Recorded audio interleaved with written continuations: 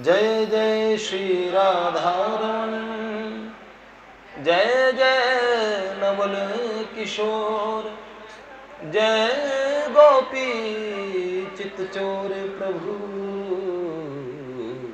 जय श्री माखन चोर। भक्त भक्ति भगवंत गुरु, चतुर नाम बपुए, इनके पद वंदन किए नाशई विघ्न। नारायणं नमस्कृत्यं नरं चैव नरोत्तमं, देवीं सरस्वतीं व्यासं ततो जयमुदीरये। शिलाडली लाल की जय, भक्तवत्सल भगवान की जय। पूज्यपाद गुरुदेव महाराज की जय। परम पूज्य बाबूजी बाबा की जय। कैसे हैं आप सब लोग? ठीक है भाई जी, कृपा में। एक भैया आए हैं, तुलसीदास जी ने आपका नाम लिख दिया था। तुलसीदास जी ने लिखा इसमें, रामचरितमानस में। सज्जन मतलब संत जन। बहुत बढ़िया। कहाँ के हैं मूलतः भैया जी आप? हरियाणा, हिसार के? वाह वाह। हिसार में तो हमारा बहुत बार जाना हुआ है, कार्यक्रम भी हुए हैं कई हिसार में। बहुत बढ़िया, बहुत ही अच्छा। भैया का बहुत बहुत स्वागत करते हैं। जय जय श्री राधे। बाकी आप सब लोग आनंद में हैं। कल भगवत चर्चा चल रही थी, उससे पूर्व में एक सूचना मेरे को आपको लोगों को देनी है। जो लोग गाड़ी लेके आते हैं, वो लोग उधर जो सामने वाली बिल्डिंग है, ठीक वो सामने से हम सब लोगों के साथ में कोऑपरेट करने वाले बने। जिन विवादों को हम समाप्त करने में लगे रहते हैं, उससे कोई नया विवाद बार बार में खड़ा करना ये ठीक नहीं है। इसलिए बहुत ध्यान में रखना। हमारा कभी कभार कोई दोष नहीं होता, तब भी अगर हमारी बिल्डिंग की पार्किंग की जगह कोई और लगा ले, फिर वो तो हमें अनुकूल नहीं पड़ेगा, है ना? ऐसे ही आत्मनि प्रतिकूलानि परेशान न समाचरित। इसीलिए पूज्यपाद देवर्षि नारद जी महाराज कहते हैं, वादो नावलंब्य, विवाद के अंदर ना पड़े। और जैसे ठीक है, कोई बात नहीं, ठीक है। और ये वाह प्रभु जी, सुस्वागतम। आइए प्रभु जी, बहुत दिनों बाद आए। आज तो मैया हमारी बहुत दिनों बाद आई। जय जय। आज तो हमारी ओ एक माँ और आई है, मैंने उन पर गौर नहीं किया, मैंने सोचा नम्रता बैठी है। ओ जय। कभी कभार बुद्धि काम नहीं करती हो। तो कल जिस विषय पे हम वार्ता कर रहे थे, हाँ, भगवान का भगवत धाम गमन। देखिए, इसमें हमने भगवती जानकी जी का और स्वधाम और वापसी की भगवत चर्चा कल सुनी। संसार को भगवान ने बोला दुखालयम अशाश्वतम। बात ठीक भी है, दुनिया है और यहाँ पे कष्ट तकलीफें रहती ही है। देखिए, जन्म दुखम, जरा दुखम, जाया दुखम, पुनः पुनः, और अंतकाले महादुखम ततो जाग्रही जाग्रही। अरे जन्म दुखम, जन्म लेते हैं मां से भी, जो लेबर पेन होता है, उसमें जो छोटा इन्फेंट होता है, बच्चा, छोटा शिशु, उसको 100 गुना कष्ट होता है। तो गर्भवास समम दुखम न भूतो न भविष्यति। उससे पहले गर्भ में उसे भयानक दुख होता है? प्रभु को वचन दियो अम्ब के उदर माही, होती बाहिरो ही नाथ भजु मन लायक। गर्भ में जीव स्तुति करता है, 7वें महीने में एक बार उसको पूरा ज्ञान कराया जाता है, उसे एक बार पूर्व जन्म की सारी स्मृतियां आती है, एक बार के लिए वो भगवान की स्तुति करता है। ये कृपा में हे दया में दीन बंधु दीन को अकुल। जितने भी जीव कहते हैं हम आगे देख लेंगे, उनको जब असलियत से रूबरू होते हैं तो घबरा जाते हैं। एक अंधेरे कमरे में आपको बंद कर दें कई दिन तक के लिए तो आपको दिक्कत हो जाएगी।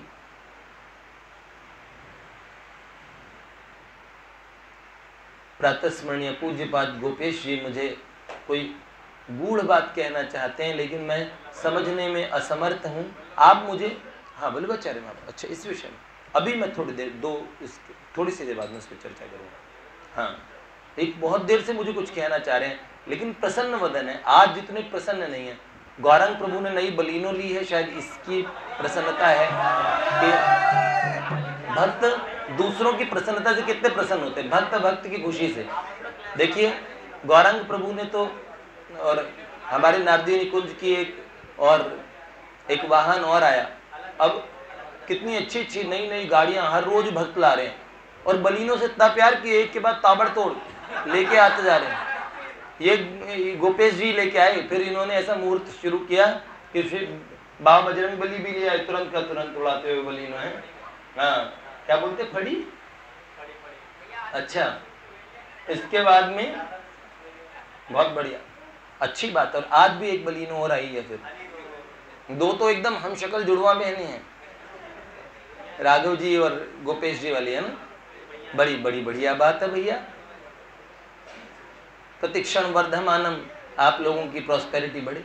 तो गोपेश जी इतने प्रसन्न हैं, मैं इनसे पूछूंगा जरूर कि आज ऐसा क्या इनका छप्पर फटा जो ये इतने खुश हैं, है ना। अंगद जी को पता था, अंगद जी भी खुश हो गए, बहुत बढ़िया बात। अच्छा, तो इसका मतलब इक्विवेलेंट खुशखबरी आपके लिए भी, अंगद जी के लिए भी है। जय जय। चलिए, आज माला पहनाएंगे आपको, याद रखे। वैसे इनके लिए प्रसन्नता की ये बात भी हो सकती है कि आज श्रीमन महाप्रभु जी बल्लभाचार्य जी का प्रागट्य दिवस है। तो कल हम ये बात बता रहे थे, इस बात को छोटे से में उपसंहार करते हुए कह रहे हैं कि भगवान ने भी लीला का संवरण किया। संसार दुखालयम अशाश्वतम कह के भगवान ने बोर्ड लगाया, ठीक है। एवरीथिंग इज मोर्टल, सब नाशवान है, ये कह के संसरति इति संसार है। लेकिन स्वयं भी इन लीलाओं को दिखाया।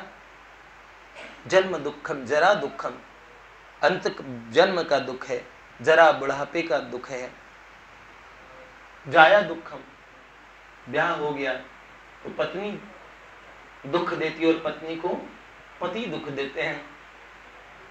जाया दुखम पुनः पुनः, ये जो दिल है ना, ये बहुत तकलीफें देता है, जीवन भर तकलीफ देता है, पुनः पुनः।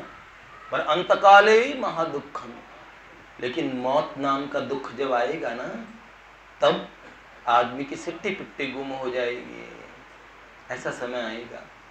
इसलिए याद रखें, मूर्ख गुमानी मन, अब तो जन्म को संवार ले। क्यों? फिर न मिलेगा तुझे ऐसा अवसर बारंबार रे। ओ गीता गाए, वेद बताए, समझ में बात न आए, इसी से लटक रहा है, वृथा क्यों भटक रहा है। आप ले लीजिए, बालक है वो। क्यों, है कि नहीं बात। योनियां अनेक घूमी, प्रभु की कृपा से नर्तन पाया है आए। झूठे जगत में पड़कर प्रभु से ननेह लगाया है। ओ फिर क्या, भजले रे अज्ञानी तज नादानी, भजले सारंग पानी, वृथा भटक रहा है, यहाँ क्यों लटक रहा है। तो भैया बहुत अच्छी बात है, भगवान ने स्वधाम गमन की लीला की, उसके विषय में कल बात करेंगे। श्रीमद महाप्रभु जी का प्रागट्य है। दो महाप्रभु कहे जाते हैं हमारे भारत में, कौन से? एक तो भगवान संकीर्तन अवतार पीत कृष्ण, कृष्ण वर्णम तुषा कृष्णम सांगोपांगास्त्र पार्षद गौरंग महाप्रभु हिताय गौर हरि प्रेमानंदे हरि हरि बोल। तो एक तो गौरंग महाप्रभु और एक है भगवान वल्लभाचार्य महाप्रभु। वल्लभाधीश की जय, ऐसे कहते हैं दो महाप्रभु। कौन से? गौर वल्लभ भगवत परायण महाप्रभु भक्त प्रियो सुनायको भक्ति परो कृष्ण कथाति गायको भक्तिहीनं प्रसीदतां मे गौर वल्लभ भगवत परायणम महाप्रभु भक्त प्रियो सुनायको। भक्तों के हीरो हैं ये लोग दोनों, हैं? सुनायक हैं, नायक हैं? जैसे भगवान हैं जय जय सूर नायक जन देवताओं के हीरो ठाकुर जी, प्रणत पाल भगवंता तो जय हित काले जय असुरारी सुंदु सुता प्रिय कंता।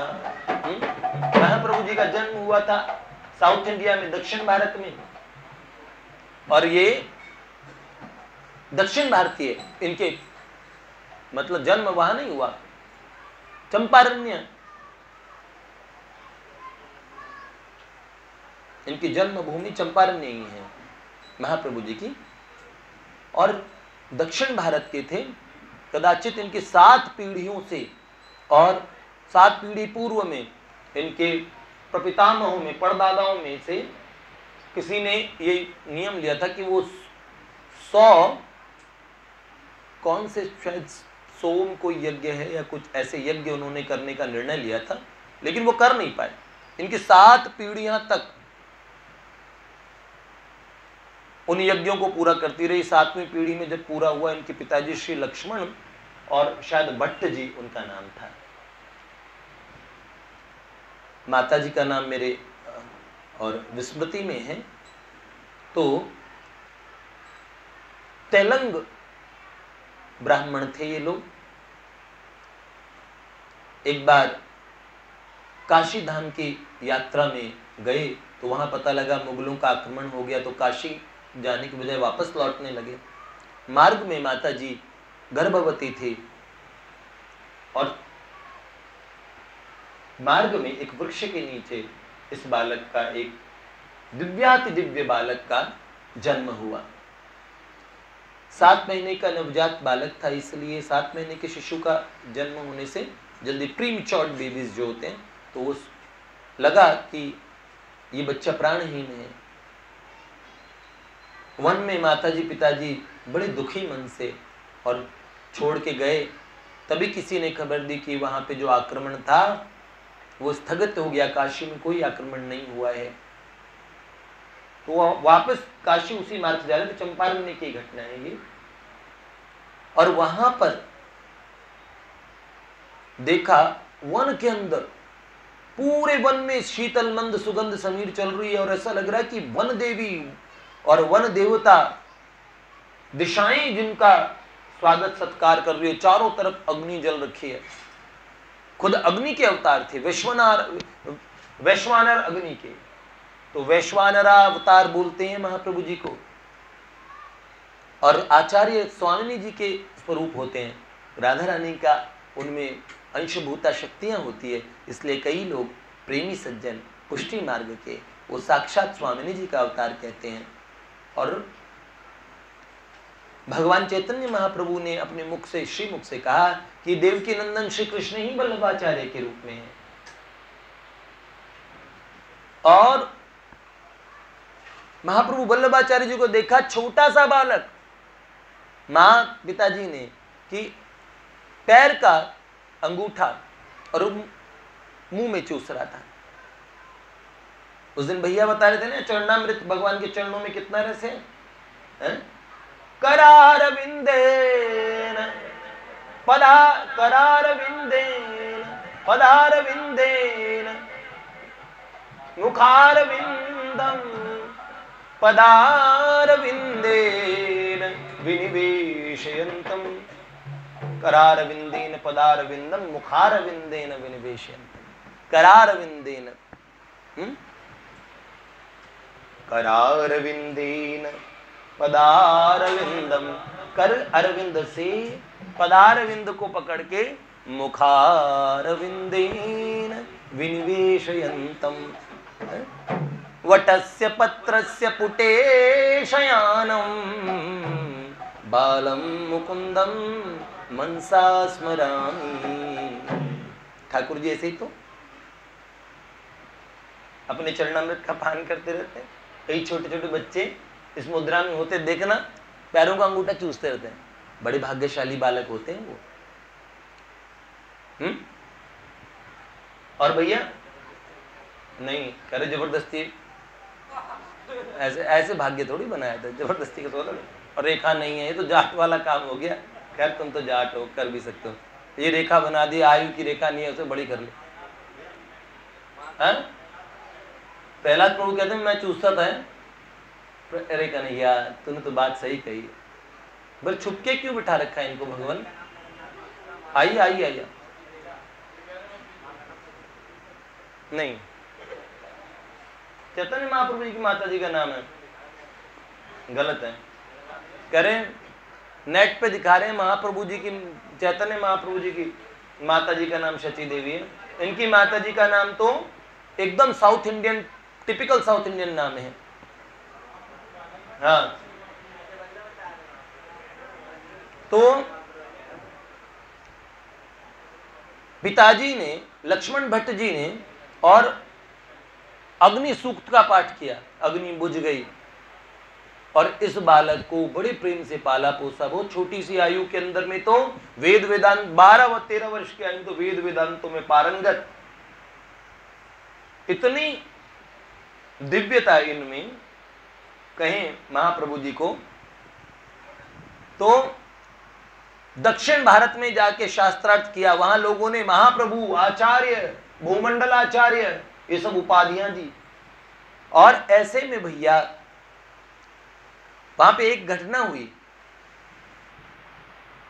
शायद वित्रवती नदी के किनारे, और एक राजा जिनको अपमृत्यु, अकाल मृत्यु का वो लगा था योग, अकाल मृत्यु होती है। तो लोगों ने कहा ग्रह नक्षत्र शांत करो, मार्केश वगैरह सब है, बचने की कोई उम्मीद नहीं है। तो काल पुरुष, स्वर्ण का काल पुरुष बनाओ, स्वर्ण पुरुष, और ब्राह्मणों को करो इसका दान। अब पूरा, हाँ, इलम्मा गारू माजी का नाम था। देखो मैंने कहा ना साउथ इंडियन नाम है आपको।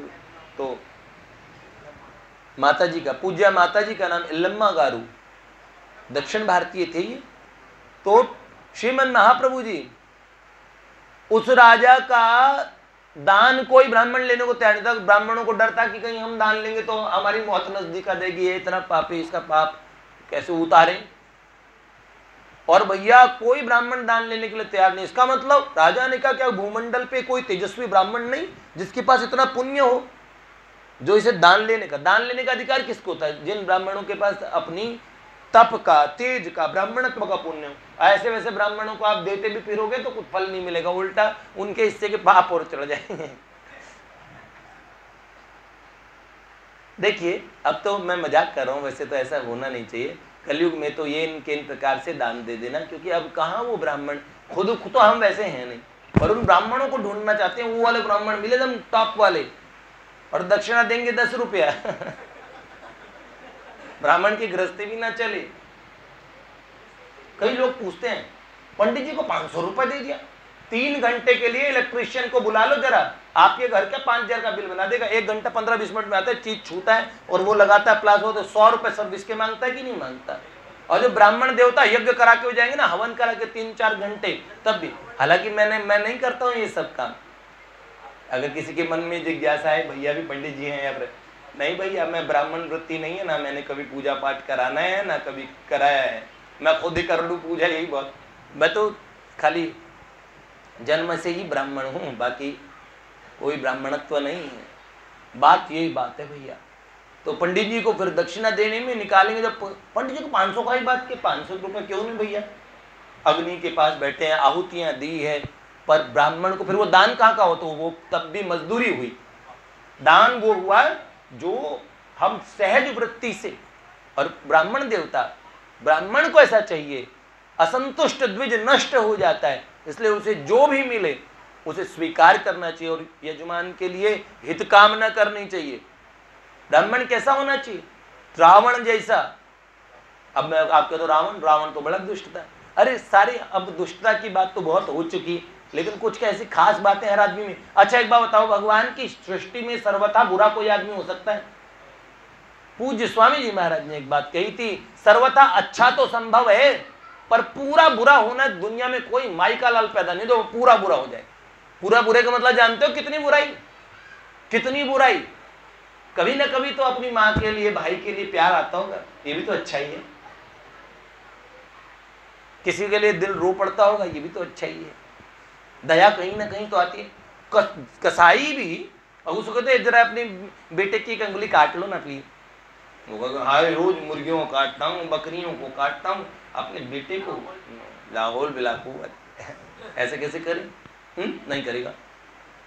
सर्वथा दयाहीन, सर्वथा झूठा, पूरा झूठा कोई नहीं हो सकता। पूरा झूठ बोलेगा तो मरेगा, मतलब थोड़ा तो सच बोलना पड़ेगा ना, ये बात। तो ये बात पक्की बात। तो ये बात है। रावण के देखो, रावण ने और भगवान की रामेश्वरम में पूजा कराई, शंकर भगवान की स्थापना। अब शिव जी की और स्थापना करने में सबसे विद्वान ब्राह्मण दुनिया का कौन? जिसे कर्म कांड का पूरा ज्ञान हो, ज्ञान कांड का नहीं।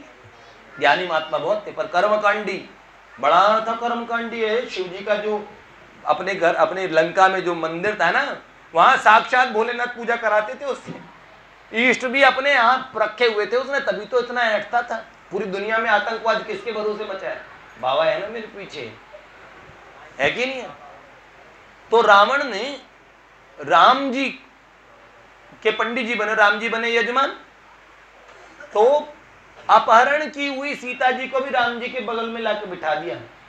डीलिंग थी, वापस ले जाऊंगा, लड़के लेना।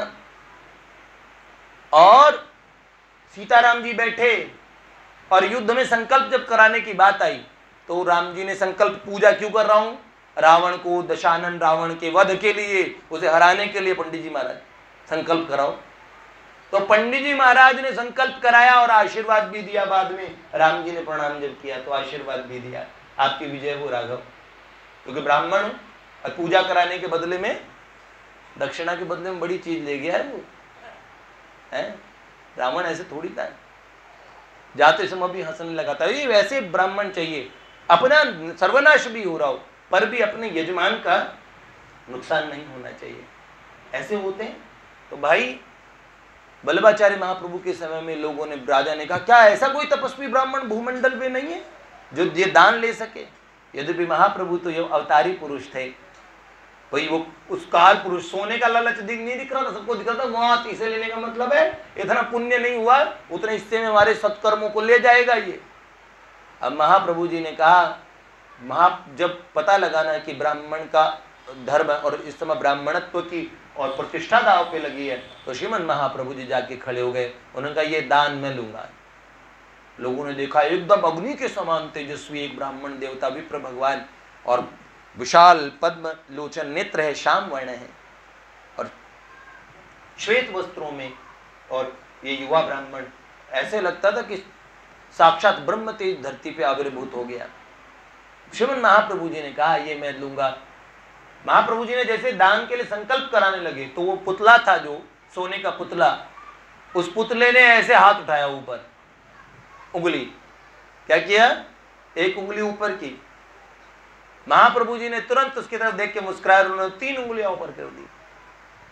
3 उंगलियां ऊपर करते ही वो स्वर्ण पुरुष जो लोहे का पुतला था वो महाप्रभु के चरणों में एकदम दंडवत पड़ गया भूमि के ऊपर। महाप्रभु जी ने कहा, ये दान मैंने स्वीकार किया, मैं हुआ ग्रहीता, आप हुए दाता, अब इसके टुकड़े टुकड़े करके और सभी ब्राह्मणों में बांट दो, मुझे नहीं चाहिए। सब विद्वान ब्राह्मण बड़े प्रभावित हुए।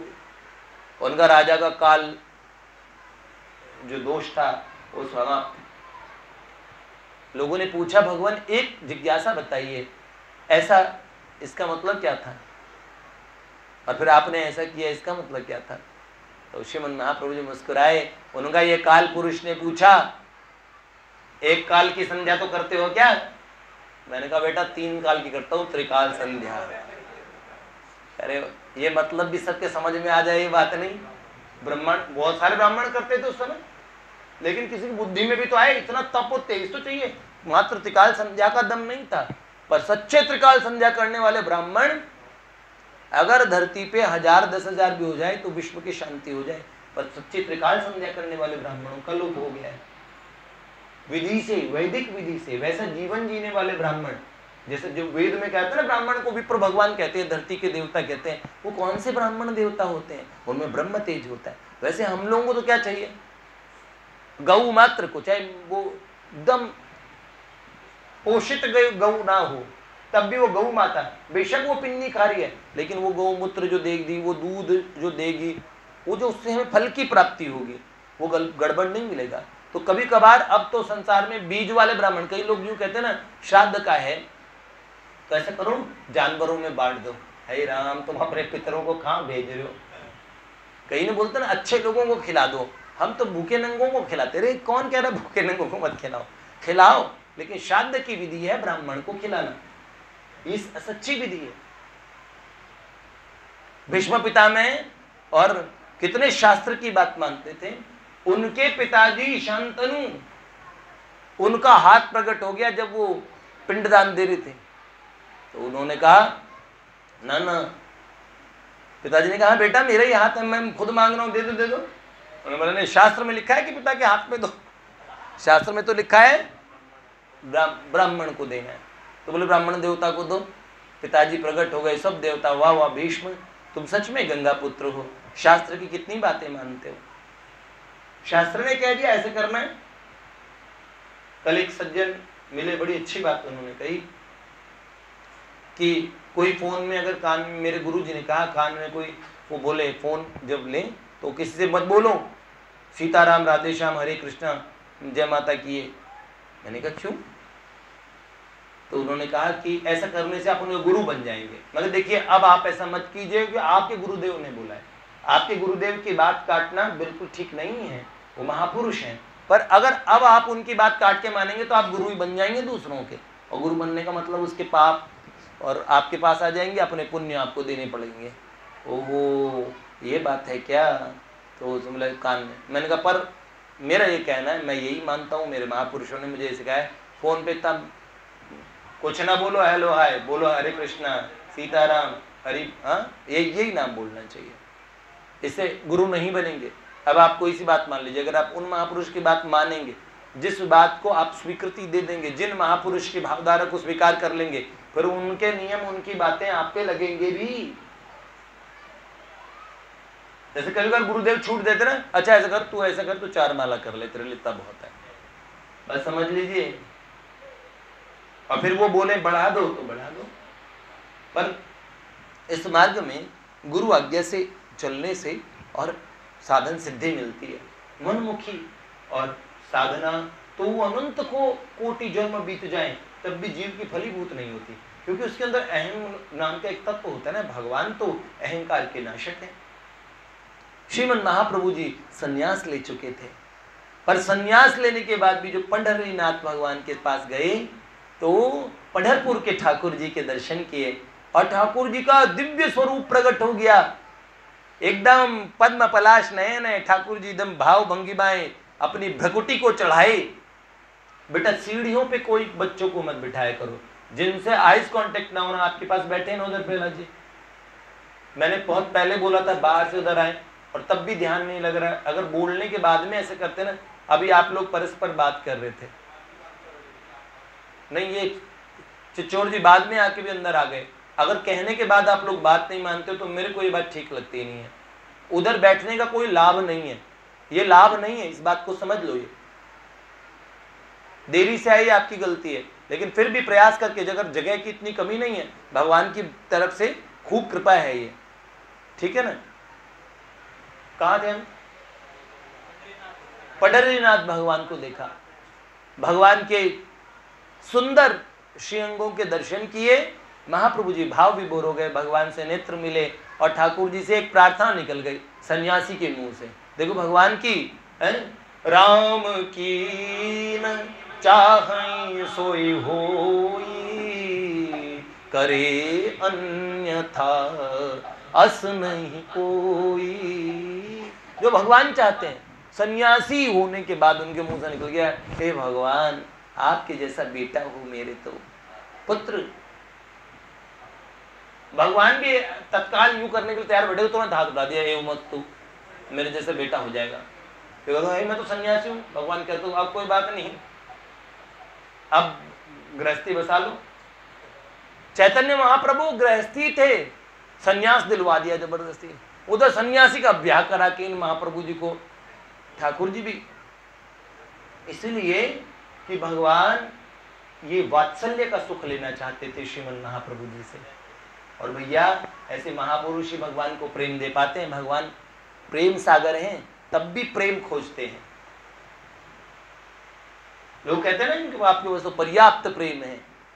ये प्रेम नित्य तृप्ति भी है और नित्य अतृप्ति भी है।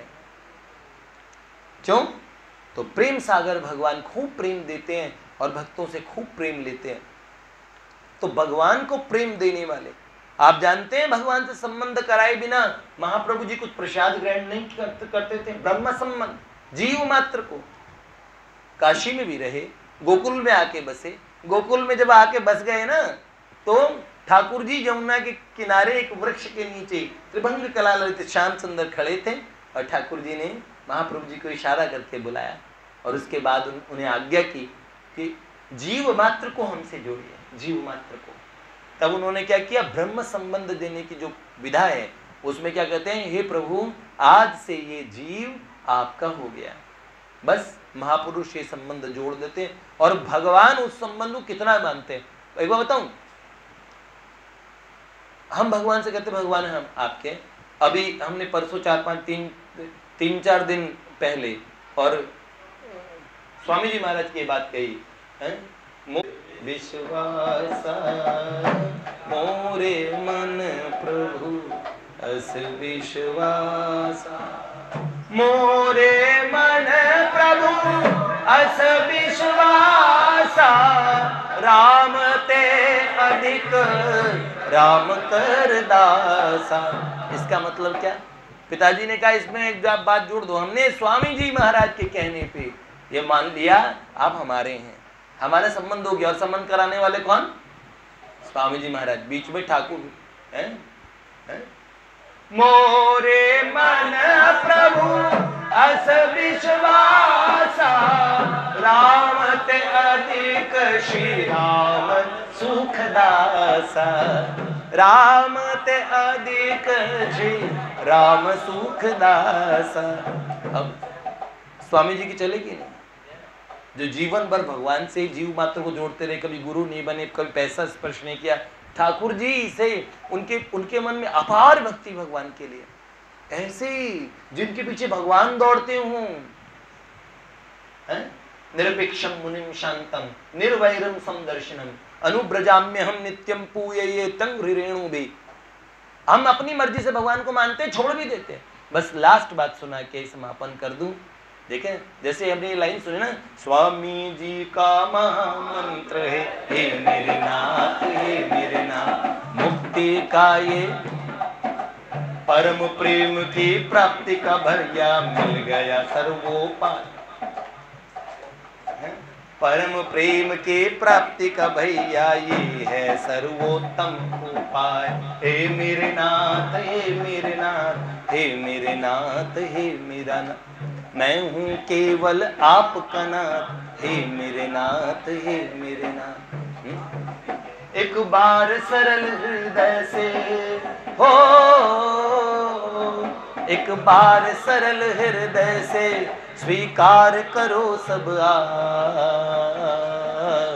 मैं हूँ केवल आपका, आप हो मेरे नाथ। अब आप देखो, स्वामी जी हर बात पे एक बार बोलते हैं, परम प्रेम चाहिए, उन्होंने बोला पुकारो पुकारो, नाम जप से भी तीव्रतम साधन है।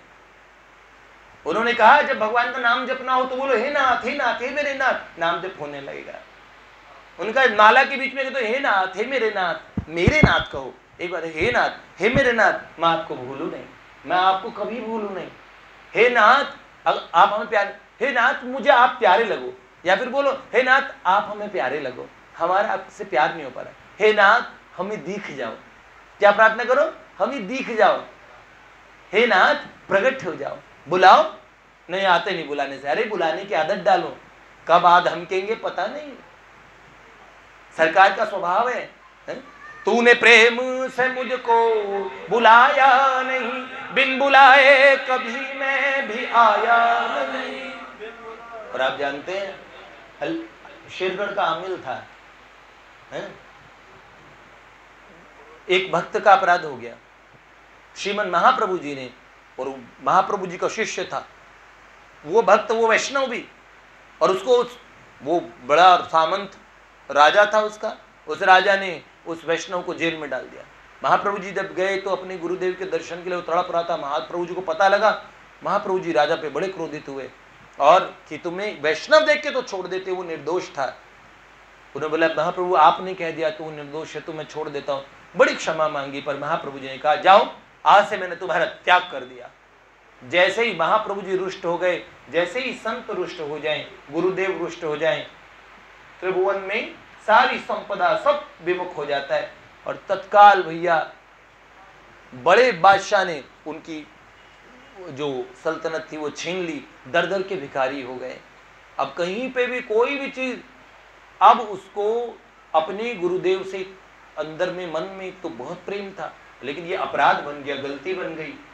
क्या हुआ? आगरा पहुंच गए और मन में सदा से अब रहना भी भ्रष्ट हो गया, जीना दुश्वार हो गया, न भगवान के बचे न संसार के बचे, और गुरु भी जो शरण देने वाले थे उन्होंने भी शरण देने से इनकार कर दिया। ऐसे में भैया बड़ी मन में पीड़ा हुई और याद करने लगे कि देखो कितने प्रेम से महाप्रभु जी ने ठाकुर जी के सामने कहा था कि हे नाथ आज से ये जीव आपका है, तो मेरा हाथ पकड़ाया और मैंने गुरु महाराज का ही अपराध कर दिया। बड़ा मन में दुख हुआ और भैया बहुत भूखे थे, किसी ने समझ के पैसा सामने डाल दिया, अन्ना दुअन्ना, उन्हें भूख लगी तो उन्हें कुछ और ने उन्होंने पैसा लिया, सामने जलेबी की दुकान थी, वो जलेबी खरीद ली।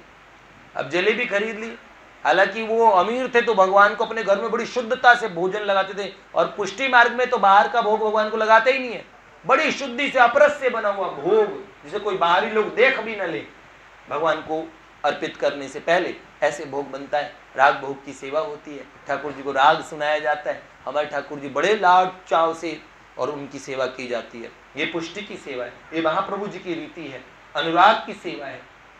और भैया जब उन्होंने उनके हाथ में जलेबी आई तो सदा से भगवान को भोग लगा खाने की आदत थी, कई दिनों के भूखे थे, तब भी बड़े प्रेम से वो जलेबी भगवान के आई कि यद्यपि मैं अधिकारी नहीं हूँ और एक गुरुद्रोही हूँ, और तब भी आपको ये जलेबी अर्पित करना चाहता हूँ, न मेरे पास विधि है न कोई साधन है, सर्वथा साधनहीन हूँ। अश्रु की बूंदे टपकी, भगवान सबके हृदय के भावों को समझने वाले हैं। श्री महाप्रभु जी ने पट खोला, वहां उसने मन से भोग लगाया, इधर पट खोला तो श्री ठाकुर जी के हाथ में जलेबियां थी, ठाकुर जी छुपा रखा था। ठाकुर जी ने कि महाप्रभु जी गुस्सा होंगे, भक्त से भगवान भी डरते हैं, गुरुदेव से डरते हैं, आचार्य से डरते हैं, वो डरने की लीला नहीं करते जानबूझ के, क्योंकि ये आचार्यों की मर्यादा होती है। संतों की भगवान सुनते हैं, मैं भक्तन को दास, भक्त मेरे मुकुटमणि कह के। अब इसमें कई लोग कहते हैं हम भी तो भक्त हैं, आचार्य भी भक्त है, ऐसा कहना उसके अहंकार, उसकी उनकी अवहेलना करने का भाव होता है। आचार्य और साधारण भक्त में एक अंतर होता है। भक्त सदा आचार्यों को और अपने मस्तक पे विराजित मानता है, उन्हीं की बात को लेके प्रमाण करके वो आगे चलता है जीवन में पग पग पे। अब भैया आचार्य तो भगवान ने उन्हें आचार्य बनाया है, साधारण बात तो हो ही नहीं सकती। भगवत ये विशेष शक्ति है जिन्हें भगवान कहते हैं नाव अमन्येत कर ही चित है, उनकी अवमानना करना नहीं। कई भक्त सोचते हैं महाप्रभु जी से भी छूट के जब भगवान ने स्वीकार कर ली तो फिर हमारी भी भगवान सुनेंगे। ये कहना भी वस्तुतः उस जीव के मन में महाप्रभु जी के प्रति अवमानना की भावना की लेश भी नहीं थी। अपने गुरु के प्रति अथाह प्रेम था और पश्चाताप की अग्नि में जल रहा था। गुरुदेव स्वीकार करें ऐसी उसके मन की भावना थी, है? आप भी घर छोड़ देंगे फिर कहां जाएंगे हम। देखिए एक श्रृंखला दूषित होती है तो दूसरी श्रृंखला दूषित हो जाती है। कई महानुभाव ये कहते बाबा को क्या अपनाना, हम सीधे बाबूजी के अपने हैं। ऐसा कहते ही बाबूजी के चरणों में बहुत बड़ा अपराध हो गया। बड़ी सूक्ष्म कुछ बातें हैं, कभी कुछ व्यक्तिगत अनुभव आप लोगों से चर्चा करेंगे, लेकिन ये बात पक्की है। लेकिन उसके में श्रृंखला में उस मन में कोई अवमानना का दोष नहीं था। तो भगवान ने ये लीला की कि गुरुदेव उसे स्वीकार कर ले। भगवान डर के छुपा रहे हैं जलेबी। महाप्रभु जी ने देखा जय जय इतना, और आपको भोग धराया था उसमें जलेबी तो कहीं नहीं थी। तो ठाकुर जी ने नजरें झुकाते हुए कहा ये जलेबी यहाँ की नहीं है। तो उन्होंने कहा ये कहाँ की है? उन्होंने बोला ये आगरे की दुकान की है। तो बोले जय जय आप बाहर की वस्तु तो खाते ही नहीं है ना, बाहर की वस्तु तो आरोगते नहीं, बाहर की वस्तु आपने क्यों ली? तो उन्होंने बोला किसी भक्त ने दी। अच्छा हमें भी तो बताइए वो कौन है सौभाग्यशाली भक्त जिसकी? तो उन्होंने कहा, उनका नाम बताया। शेरगढ़ के जो आमिल थे, शेरगढ़ के जो सामंत जमींदार साहब, उनका नाम लेते ही महाप्रभु जी ने ठाकुर जी से रोष में, बनावटी रोष में कहा एक तो हम उसका परित्याग कर चुके हैं और ऊपर से बाहर की वस्तु भोग लगा रहा है, एक हमारा द्रोही, हम उसका परित्याग कर चुके हैं, उसके बाद में आपने उसके हाथ की चीज ले ली। अब बताओ ये कहने का भगवान से कौन कहेगा? तो भगवान ने हाथ जोड़ के कहा क्या कहें जय जय। भगवान उनको जय जय कहते हो, भगवान कहते क्या कहें जय जय। आप आचार्य हैं, समर्थ हैं, आप स्वीकार करते हैं और आप दंड देने के लिए, शिक्षा देने के लिए परित्याग भी करने का सामर्थ्य रखते हैं। पर मैं क्या करूं? मैं तो आपकी आज्ञा से ऐसा बंधा हुआ हूं, जिनको एक बार आप हाथ पकड़ के कहते हैं सरकार स्वीकार कर लो, अब से ये आपका हो गया, आपकी दी हुई वस्तु को अस्वीकार कर दूं, ये मैं त्रिकाल में भी नहीं सोच सकता। इसलिए क्योंकि आपने हाथ पकड़ाया था, ये आपका है, इसलिए उस जीव का मैं कभी परित्याग नहीं कर सकता, क्योंकि इससे आपकी अवमानना का दोष, मैं स्वप्न में भी आपकी अवमानना नहीं कर सकता। वो तो अज्ञान में कर रहा है, मैं क्यों, मैं सब कुछ जान के। ये महाप्रभु जी की महिमाएं हैं जिनकी श्री ठाकुर जी सुनते हैं। महाप्रभु जी ने बड़े प्रेम से उस भक्त को बुला लिया, उनके हृदय में कोई रोष था ही नहीं, अपितु एक वैष्णव के प्रति जो गलती हुई थी उसका दोष, उसे दंड देके, ताकि वो वैष्णव अपराध बन गया ना, उसे शुद्ध भी कर दिया। कभी कभार गुरु महाराज संत महापुरुष ये दंड भी देते हैं, और दंड देने का मतलब हम पे बड़ी कृपा करके हमें दंड दे रहे हैं, दंड देने का विधान वो है ही नहीं। और इनके दंड में ऐसा होता नहीं कोड़े मारना, ये सब चीज करना, ज्यादा से ज्यादा ये बोलते हैं जाओ भैया हमारे से हाथ जुड़वा लो, तुम अपना रास्ता नापो, यही बोलेंगे। और तब भी अगर कोई टिका रहे, पूज्यपाद मलूक पीठ वाले महाराज जी ने कहा ना कि उनके गुरुदेव ने कहा निकल जाओ मेरी आंखों से, दूर हट जाओ यहाँ से, गलती नहीं थी, बिना गलती के खूब सुनाया, ऊपर से ऊपर भगाने पे तुल गए, उसके बाद भी नहीं गए, महाराज जी सर झुकाए खड़े रहे। और उसके बाद में, और गुरुदेव ने जब बाद में महाराज जी क्षमा मांगने गए तो उन्होंने कहा हाँ मेरे से कोई गलती हुई होगी, लेकिन गलती थी नहीं। उन्होंने कहा अगर आज गलती नहीं होती, तुम बिल्कुल समय पे भी आए थे तो भी मैं तुम्हें डांटता, ये देखने वाला था कि तुम उस तत्व के अधिकारी हो या न हो या नहीं। अगर आज मेरे डांटने से तुम चले जाते तो जीवन भर इस चौखट पे न चढ़ने देता। और भैया ये वाली बात है ही, इस मार्ग के अंदर भी अनुगमन का मार्ग है। जो अनुगत नहीं है ना, वो इस मार्ग पे टिक ही नहीं सकता। इस बात को 100% अपने मन के अंदर में धारण कर लेना चाहिए। ये अनुगमन में चलना ही पड़ेगा। किसी न किसी की बात को सिर धरि आयश करऊं तुम्हारा, परम धर्म यह नाथ हमारा। भैया एक मिट्टी का पुतला भी अगर खड़ा कर दिया जाए भगवती व्यवस्था की तरफ से कि ये आपके आचार्य हैं, इनकी सुनो, तो उस मिट्टी के पुतले की भी आज्ञा माननी चाहिए। तो मैं साधारण बुद्धि वाले टोटकाचार्य वगैरह इत्यादि जितने भी संत पूर्णपूड़ा इन सबको संत महात्माओं ने और महापुरुषों ने उनको ऊंचे से ऊंचा स्थान दिया और अनुवर्ती शिष्यों ने उन्हीं को अपना गुरु माना। उनमें वो बल आ गया और मानने वालों के अंदर में भी उनकी मान्यता का बहुत बड़ा बल होता है। इसीलिए महापुरुषों की वार्ता सुनते समय बड़ी सावधानी से सुनना चाहिए, क्योंकि मैं जानता हूं ना, हर तर्क करने वाली बुद्धि नेक्स्ट हथियार रखती है। जब महाप्रभु के छोड़े हुए व्यक्ति को भगवान अपना सकते हैं, ये बहुत बड़ी बात है। इसलिए हम भी चाहें तो आचार्यों का जिसका चाहे अपराध करेंगे और हम चैन से रहेंगे। ऐसी चैन की बंसी ठाकुर बजाए, वो अंतर्यामी जानिए अंतर्गत को भाव। याद रखना, जब आप कहते भगवान मेरे मन की समझते हैं, तो वो आपके आचार्यों के मन की नहीं समझ रहे होंगे। वो मेरी सुनेंगे, मतलब वो हमारी नहीं सुनेंगे। छोटी सी बात, अब बहुत बहुत पते की बात है। जिसके समझ में पड़े सो बढ़िया, ना समझ में आए तो जय जय। हाँ, गोवर्धन जी के